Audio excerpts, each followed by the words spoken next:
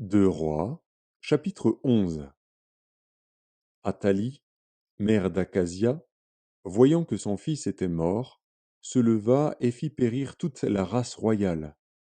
Mais Josheba, fille du roi Joram, sœur d'Akazia, prit Joas, fils d'Akazia, et l'enleva du milieu des fils du roi, quand on les fit mourir.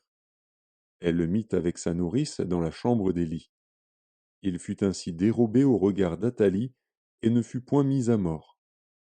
Il resta 6 ans caché avec Josheba dans la maison de l'Éternel. Et c'était Athalie qui régnait dans le pays. La 7e année, Jéhojada envoya chercher les chefs de centaines des Kérétiens et des coureurs, et il les fit venir auprès de lui dans la maison de l'Éternel. Il traita alliance avec eux et les fit jurer dans la maison de l'Éternel, et il leur montra le fils du roi. Puis il leur donna ses ordres, en disant, Voici ce que vous ferez. Parmi ceux de vous qui entrent en service le jour du sabbat, un tiers doit monter la garde à la maison du roi, un tiers à la porte de Sûr, et un tiers à la porte derrière les coureurs. Vous veillerez à la garde de la maison, de manière à en empêcher l'entrée. Vos 2 autres divisions, tous ceux qui sortent de service le jour du sabbat feront la garde de la maison de l'Éternel auprès du roi. Vous entourerez le roi de toutes parts, chacun les armes à la main, et l'on donnera la mort à quiconque s'avancera dans les rangs. Vous serez près du roi quand il sortira et quand il entrera. Les chefs de centaines exécutèrent tous les ordres qu'avait donnés le sacrificateur Jéhojada. Ils prirent chacun leurs gens, ceux qui entraient en service et ceux qui sortaient de service le jour du sabbat, et ils se rendirent vers le sacrificateur Jéhojada. Le sacrificateur remit aux chefs de centaines les lances et les boucliers qui provenaient du roi David et qui se trouvaient dans la maison de l'Éternel.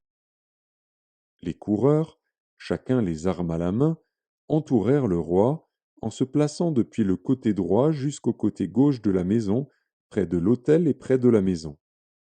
Le sacrificateur fit avancer le fils du roi, et il mit sur lui le diadème et le témoignage. Ils l'établirent roi et loignirent, et frappant des mains, ils dirent Vive le roi! Athalie entendit le bruit des coureurs et du peuple, et elle vint vers le peuple à la maison de l'Éternel. Elle regarda, et voici, le roi se tenait sur l'estrade selon l'usage.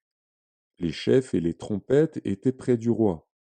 Tout le peuple du pays était dans la joie, et l'on sonnait des trompettes. Athalie déchira ses vêtements et cria Conspiration! Conspiration! Alors le sacrificateur Jéhojada donna cet ordre au chef de centaines qui était à la tête de l'armée. Faites-la sortir en dehors des rangs et tuez par l'épée quiconque la suivra. Car le sacrificateur avait dit qu'elle ne soit pas mise à mort dans la maison de l'Éternel. On lui fit place, et elle se rendit à la maison du roi par le chemin de l'entrée des chevaux, c'est là qu'elle fut tuée. Jéhojada traita entre l'Éternel, le roi et le peuple, l'alliance par laquelle il devait être le peuple de l'Éternel. Il établit aussi l'alliance entre le roi et le peuple. Tout le peuple du pays entra dans la maison de Baal, et ils la démolirent. Ils brisèrent entièrement ses autels et ses images, et ils tuèrent devant les autels Mathan, prêtre de Baal. Le sacrificateur Jéhojada mit des surveillants dans la maison de l'Éternel. Il prit les chefs de centaines, les Kérétiens et les coureurs, et tout le peuple du pays. Et ils firent descendre le roi de la maison de l'Éternel, et ils entrèrent dans la maison du roi par le chemin de la porte des coureurs.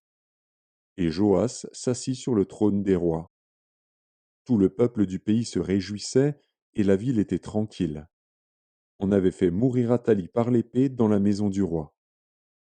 Joas avait 7 ans lorsqu'il devint roi.